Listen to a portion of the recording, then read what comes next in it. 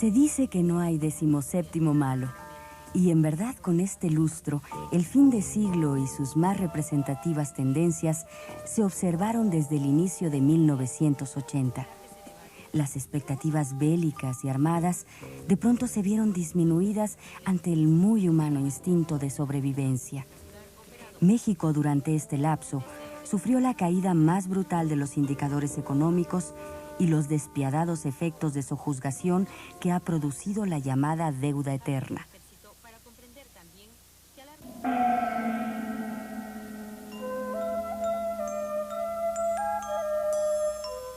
El mundo vio crecer, a veces incrédulo, a los países de la cuenca del Pacífico, mejor conocidos como los 4 dragones del Oriente.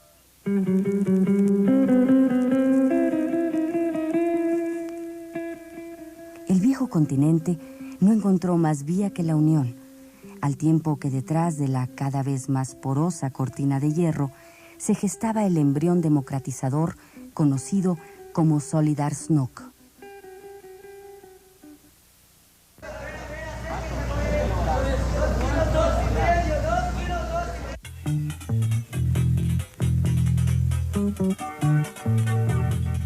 El valle de Anáhuac, al borde de la extinción, se convirtió en receptáculo del 20% del total de la población nacional, y sus gobernantes y habitantes se dieron cuenta muy cruentamente de los peligros del monstruosismo, gigantismo, centralismo. La provincia, cansada de ser tratada como tal, dejó de ser mudo testigo y comenzó a generar presión política, económica y cultural. El poder central descubrió las fronteras y las convirtió en objeto de estudio y presupuesto en el readecuado aparato estatal. Gengis Khan y Ramón Aguirre observaron impasibles cómo hasta el más minúsculo de los changarros lucía feroz enrejado por la inseguridad reinante en la democrática crisis. No en vano eran los negros días del general negro. En la Ciudad de México, los barrios condenados a morir atestiguaron cómo nuevas pandillas, con más apariencia de hordas que de otra cosa, surgían de los hacinamientos periféricos para inundar el pavimento y la otra realidad pretendidamente cosmopolita. Ya estás cansado de ir a la escuela y tienes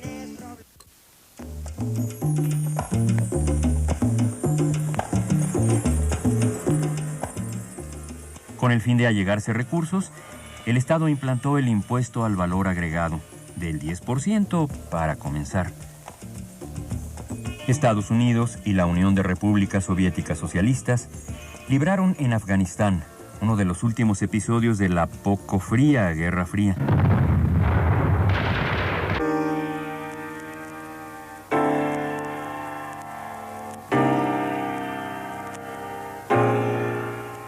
El asesinato de Óscar Arnulfo Romero, obispo de El Salvador, y sus trágicos funerales pusieron con más fuerza el dedo imperialista sobre la llaga centroamericana. Josip Broz Tito, el hombre fuerte de la ahora extinta Yugoslavia y los no alineados, murió. Reagan ganó cómodamente a un muy benevolente Carter, solo por llamarlo de alguna manera.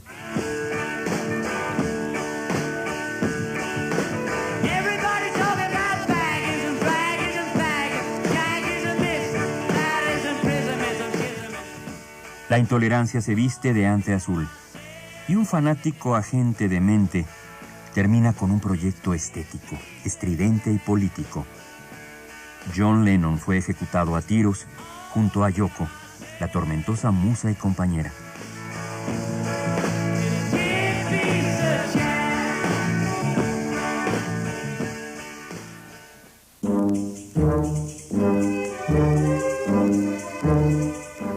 La carestía no solo impactó, como dicen pomposamente los tecnócratas, a los sectores más desprotegidos. De hecho, toda la población se sintió bolseada a pesar de los caninos esfuerzos gubernamentales por defender la maltrecha economía nacional. Durazo, por ejemplo, inmerso en su fastuosidad, cobijaba a los jaguares y otros especímenes. En esta época, y solo para no variar, los trabajadores solo supieron de la disminución constante de su poder de compra mientras observaban impávidos como los comerciantes, los funcionarios y otros out of the law amasaban grandes fortunas.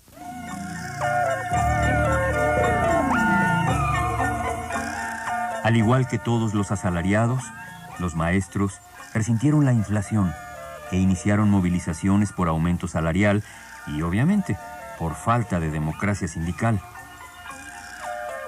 En la Ciudad de México, el asentamiento urbano 2 de octubre fue objeto de un desalojo brutal. El ingeniero Jorge Díaz Serrano abandona la primera posición de Pemex y, por lo tanto, también la lucha por la presidencia. La fuerza contundente de los hechos demostró que el petróleo por sí mismo no era una panacea. El actor John Gavin sirve al mismo tiempo de modelo para la publicidad de la representación diplomática de los Estados Unidos de América y de embajador de la Bacardi Company Limited.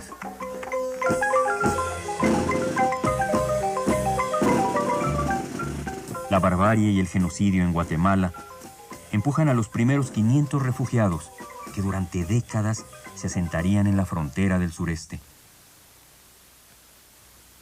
El presidente mexicano empeña algo más que su palabra, con las funestas consecuencias por todos conocidas. El general Torrijos muere trágicamente en Panamá. La izquierda mexicana avanzó en los caminos de la unificación con la fundación del Partido Socialista Unificado de México.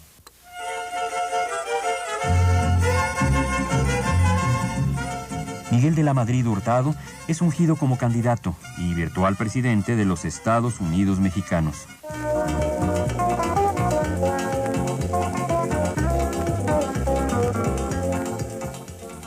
Belice obtiene, después de un largo proceso, la relativa independencia del Reino Unido.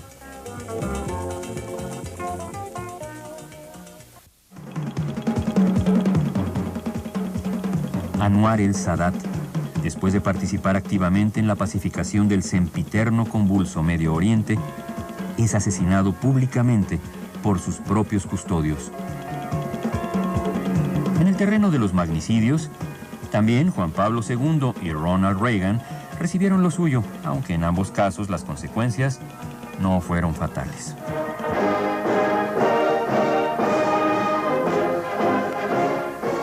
En Francia, comienza la era de François Mitterrand, o lo que él definió como el socialismo posibilista.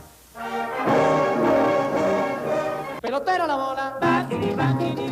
Fernando Valenzuela, oriundo de Choaquila, Sonora, comenzó arrolladoramente su carrera en las grandes ligas de béisbol. La bola, la bolita, la bolita y la bola.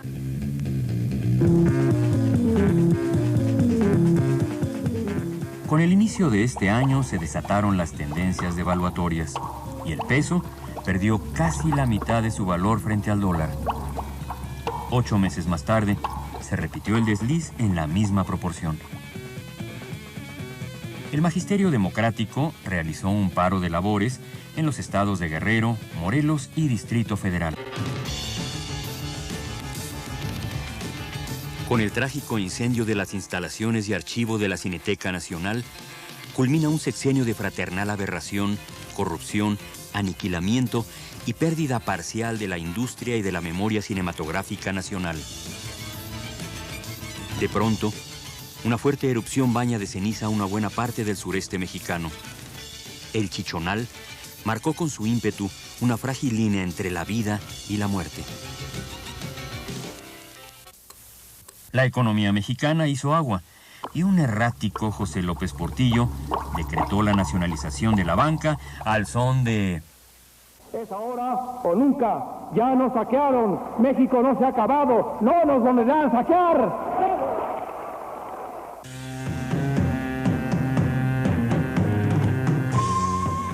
En la Ciudad de México se escenifica un oprobioso incendio en la torre de Pemex, con la lógica destrucción de archivos y otros pecadillos de la alta dirección.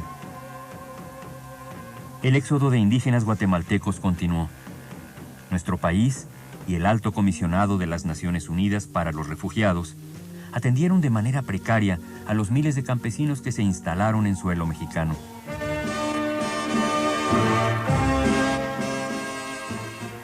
Felipe González triunfa en los comicios españoles e inicia una era donde el fulgor se mezcla con lo tortuoso.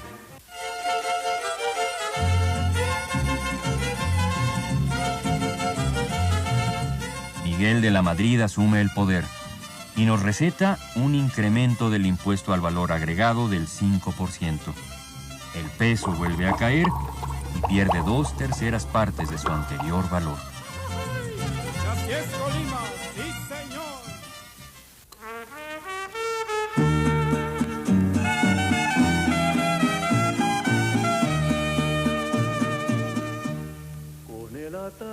En este 1982 dejan de existir Juan Sáizar, Juan O'Gorman, Efraín Huerta, el poemáximo Cocodrilo y la célebre Toña la Negra.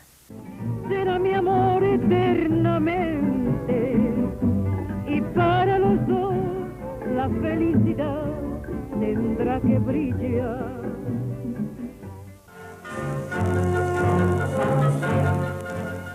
México recibió a través de Alfonso García Robles el Premio Nobel de la Paz. Úrsula, Aureliano y Amanda, entre muchos macondianos más, se vistieron de gala para acompañar a Gabriel García a recibir su premio en Oslo, Noruega.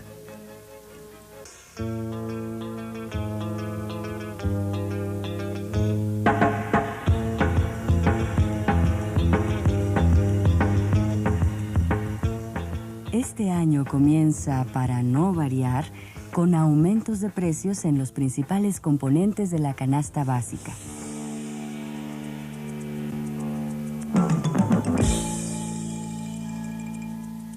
Fue lanzado al mercado el disco compacto, que revolucionaría el almacenamiento y reproducción de música e información. La tropa guatemalteca incursiona en territorio mexicano sobre pretexto de un ataque de la guerrilla. La tensión entre ambos países llegó a uno de sus niveles más altos. El recién desaforado senador por Sonora, Jorge Díaz Serrano, es encarcelado en un obvio acto de venganza política, aunque nadie dudó de la rapacidad del sujeto y sus secuaces en Pemex. La Coordinadora Nacional de Trabajadores de la Educación puso en evidencia el descontento de los asalariados durante el desfile del 1 de mayo. Los charros del sindicato violentaron la situación y se generó una sacapela de regulares dimensiones. A pesar de los aumentos al salario mínimo en condiciones de emergencia, la depauperización de la población se agudizaba constantemente.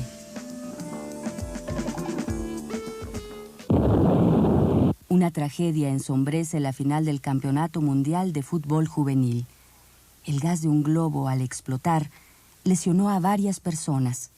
La televisión ignoró por completo el hecho.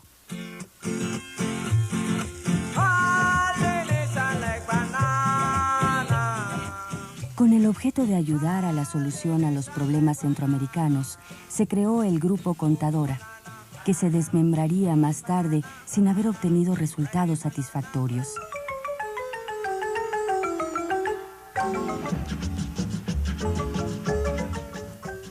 En el istmo de Tehuantepec, los caciques y la cerrazón casi medieval del priismo fueron motivos para la creación de una fuerza política regional sin precedentes: la Coalición Obrero-Campesina Estudiantil del Istmo, COSEI.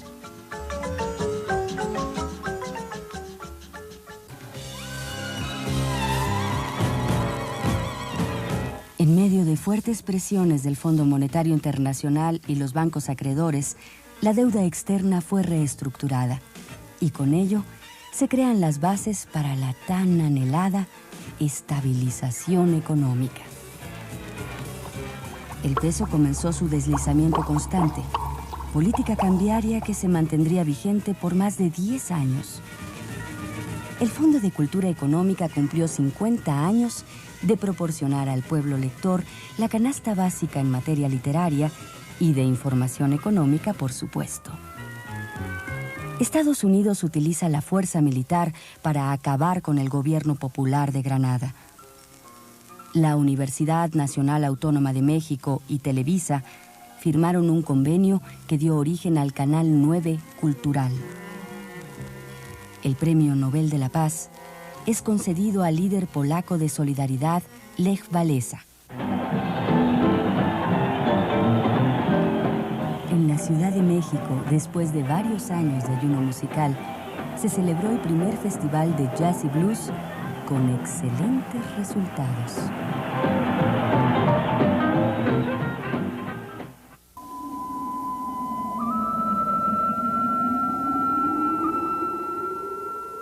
La Sociedad de Autores y Compositores de México vendió el conglomerado de 4 salas cinematográficas que poseía para la instalación de la nueva Cineteca Nacional. De las causas del siniestro que puso punto final a la anterior, ya nadie supo nada. Desde la discreta y encantadora burguesía hasta los olvidados, nos apenamos con el verdaderamente último suspiro de Luis Buñuel.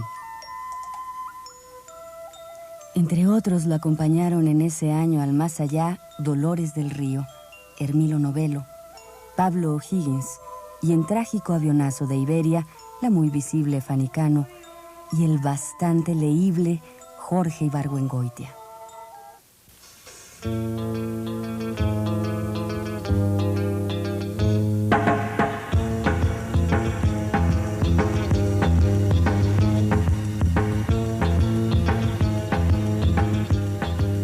El último año de este lustro resultó muy agitado y lleno de crisis.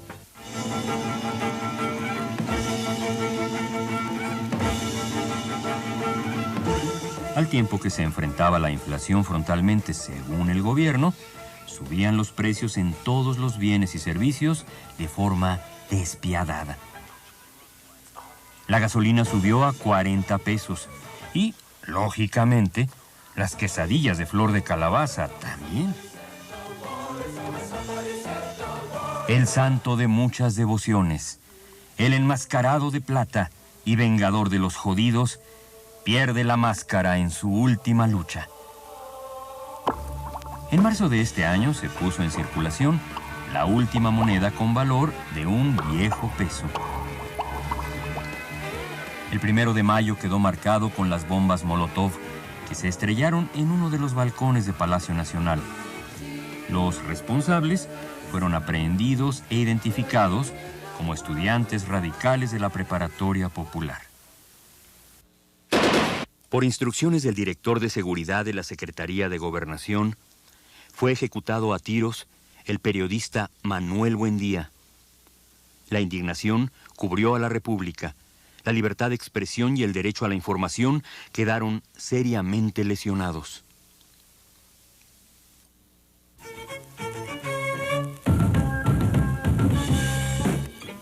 Los bancos acreedores comienzan a hostigar a un asfixiado México con la elevación de las tasas de interés.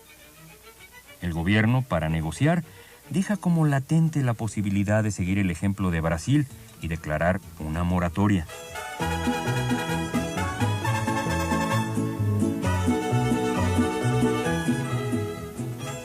El otrora casi héroe, el negro de Cumpa, Sonora, Arturo Durazo, es aprehendido en Puerto Rico y trasladado a prisión a la Ciudad de México.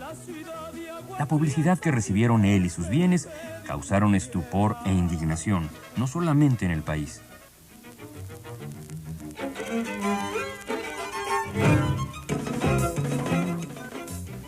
En julio les fue otorgado el registro electoral al Partido Auténtico de la Revolución Mexicana y al Partido Mexicano de los Trabajadores. En Estados Unidos se aprueba por mayoría la ley Simpson-Mazzoli para limitar el acceso de inmigrantes.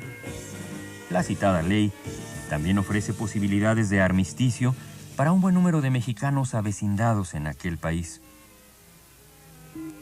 La deuda externa es renegociada y México obtiene excelentes notas por su aplicación y disciplina, según el Fondo Monetario Internacional. Un grupo de periodistas aglutina una buena cantidad de personas integrantes de la llamada sociedad civil para construir un proyecto periodístico que culmina con la aparición de La Jornada. El gobierno federal inauguró el puente Coatzacoalcos, orgullo de la ingeniería mexicana.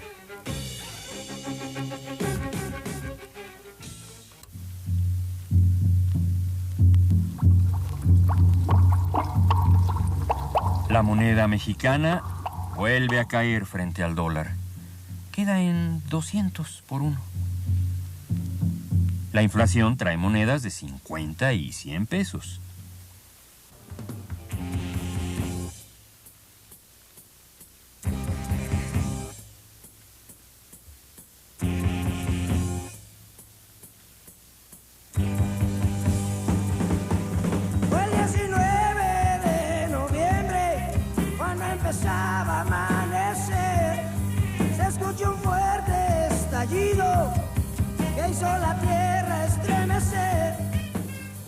El 19 de noviembre se agrega un eslabón a la larga serie de infamias que ha producido la falta de previsión y precaución de quienes manejan y transportan los hidrocarburos. Los vecinos de San Juan Ixcoatepec tuvieron un explosivo despertar, los que tuvieron suerte. Muchos ni siquiera lograron salir del sueño.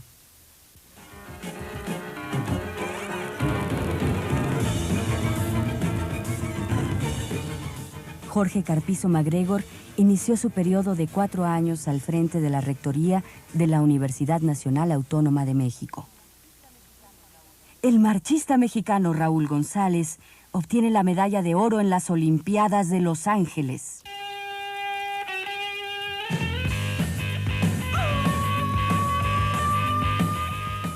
El rock mexicano comienza a salir de los hoyos funkis.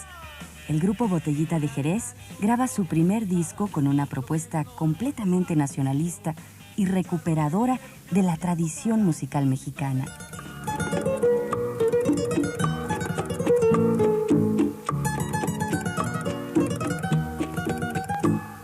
Tus besos se llegaron a recrear.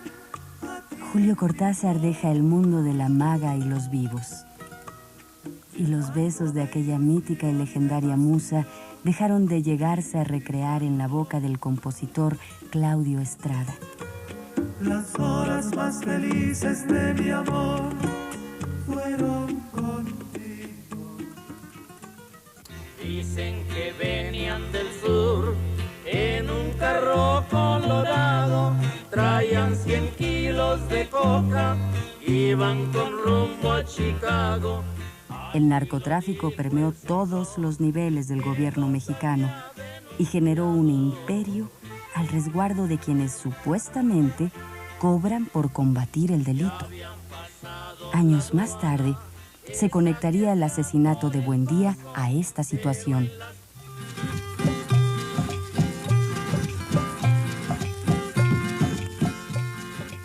El continente americano vivió en Nicaragua el máximo avance dentro de la cada vez más dudosa autodeterminación sostenida por el exbloque socialista. Estados Unidos inició en este periodo la era reaganiana, caracterizada por la intolerancia y la incapacidad de ceder el más mínimo ápice.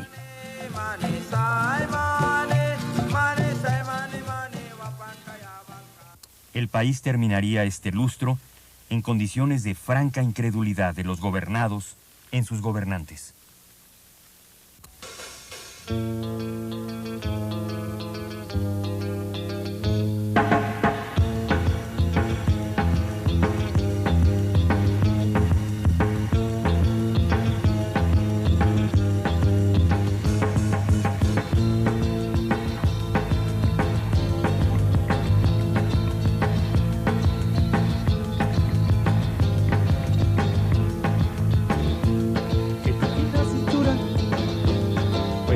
Con un pincel azul